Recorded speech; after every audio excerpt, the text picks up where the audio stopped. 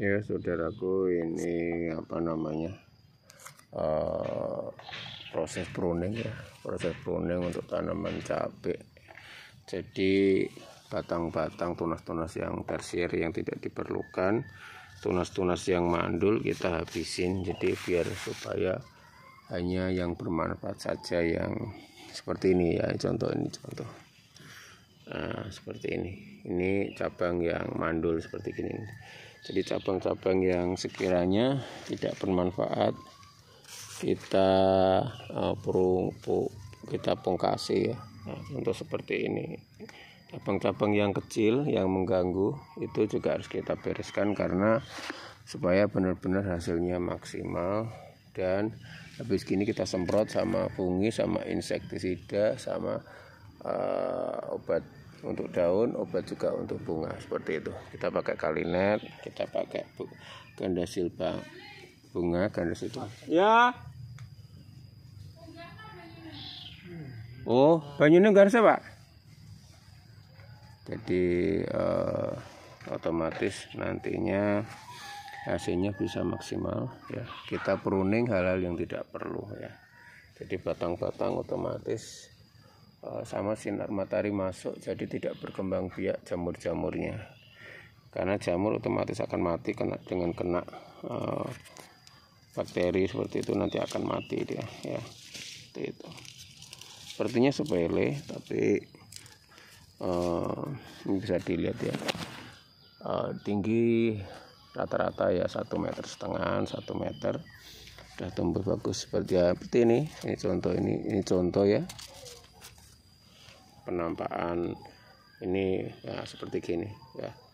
Tunas-tunas tersier yang bujel atau yang mandul seperti ini harus kita habisin.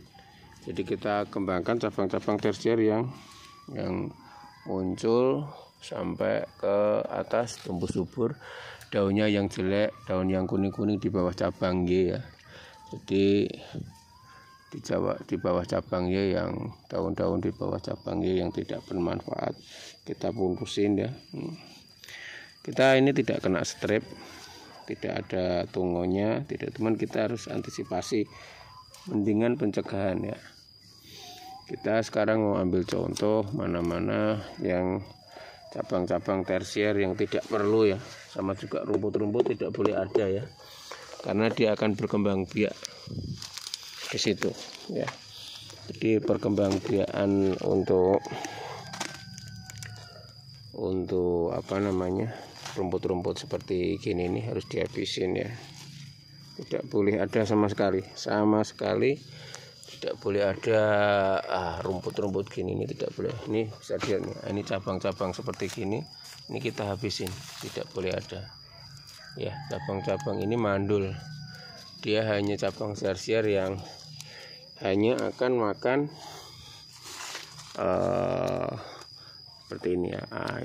Ini dia hanya makan nutrisi dan tidak akan menghasilkan apa-apa. Ini kita harus habisin karena nanti akan berkembang jamur di situ. Ini seperti contoh ini kita habisin seperti ini ya. Jadi akan menghasilkan yang berguna saja ya, seperti kita lihat nih. Nah, nantinya akan menghasilkan apa namanya, cabang-cabang akan tumbuh, tapi yang tumbuh itu benar-benar bukan palsu. Ada cabang-cabang tersier palsu, dia hanya menggerogoti nutrisi tetapi tidak menghasilkan apa yang kita apa namanya mau kita ambil. Jadi seperti itu ya. Sebenarnya sepele, tapi ini benar-benar harus kita perhatikan. Kalau tidak, kita hanya mupuk seperti ini. Nah, yang di bawah yang kecil-kecil cabang tersier seperti itu harus kita habisin. Dan juga daun ya, daun di bawah cabang Y itu harus kita habisin seperti itu. Kita harus ngerti hal yang gitu ya, supaya jadi benar-benar akan bermanfaat sekali yang muncul tuh seperti ini ya. Nah, Ini cabang-cabang kecil-kecil ini kita habisin. Ini hanya makan nutrisi tapi tidak menghasilkan, jadi tidak akan ada terobosan-terobosan yang baru ya, karena kena makan sama terobosan-terobosan yang lama ini. Seperti itu ya. Sepertinya sepele, tapi ini efeknya ganda sekali. Efeknya akan kembali ke cabenya, akan tumbuh subur seperti itu. Jadi pengendalian untuk